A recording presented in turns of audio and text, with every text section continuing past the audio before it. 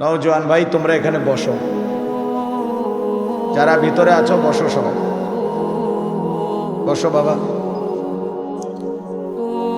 ওই যে সরো এখান থেকে, ওই আপনি আপনার বসো।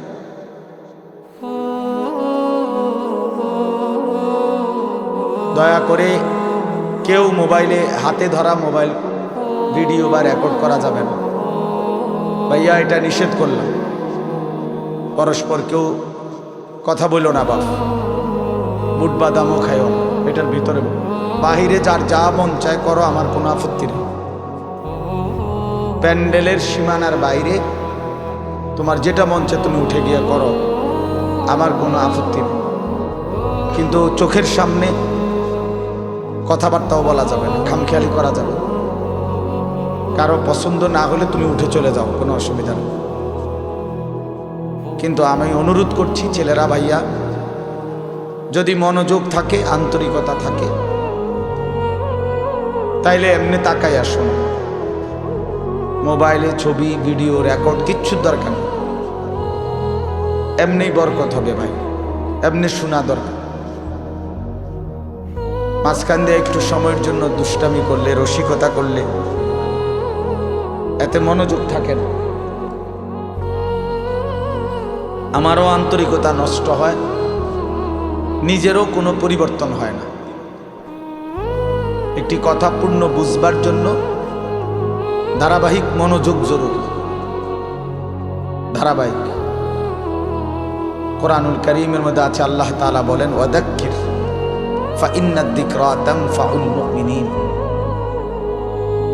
এই ছেলে, তোমরা কি বুঝছো মিয়া? দাঁড়ায় আছো কেন? আল্লাহ তাআলা বলেন, আপনি বারবার উপদেশ দিতে থাকেন। যাক্কির শব্দের অর্থ হলো বারবার, অর্থাৎ আপনি আপনার এই কথাগুলো বারবার বলতে থাকেন। ফাইন্নাদ যিকরা তানফাউল মুমিনিন, নিশ্চয়ই প্রত্যেকবার উল্লেখ করলেই, যতবারই বলবেন ততবারই ঈমানদারদের উপকার। এই একবার, দুইবার, 10 বার, 50 বার শুনতে শুনতে, বলতে বলতে একসময় বিবেক জাগবে, অনুভূতি আসবে, ফিকির আসবে যে আহারে, আমারে বারবার বলতেছে, আমার প্রতি বারবার নারাজ হইতেছে, আমার তো আসলে বদলানো দরকার। তো একটা সময় তখন পরিবর্তন নসিব হয়। এই জন্য এটা খুব জরুরি, এই বারংবার প্রেসার দেওয়া, বারবার বলতে থাকা, বারবার বলতে থাকা। আম্বিয়ায়ে কেরাম, নবীগণ মানুষদেরকে বারবার আল্লাহর দিকে ডাকতেন। 950 বছর একটানা হযরত নূহ আলাইহিস সালাম একই এলাকার মানুষকে, একই অঞ্চলেই আল্লাহর দ্বীনের দাওয়াত দিয়েছে, এক জায়গাতে।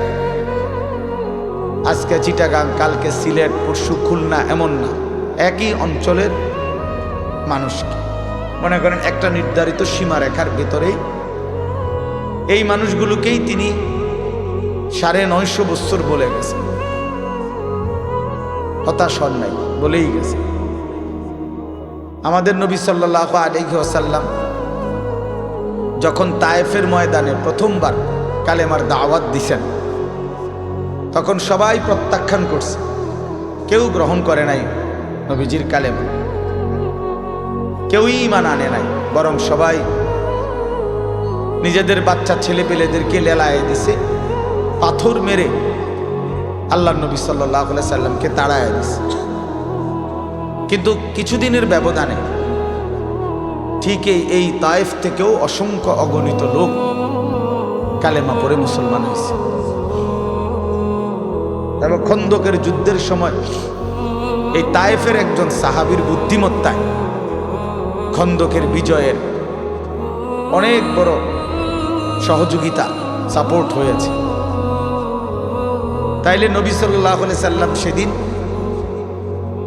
জিবরাইল ফেরেশতা এসে বলছিল, ইয়া রাসূলুল্লাহ, আপনি বললে পাহাড়ের ফেরেশতাকে বলে তায়েফবাসীকে 2 পাহাড়ের মাঝখানে ফেলে ধ্বংস করে দে।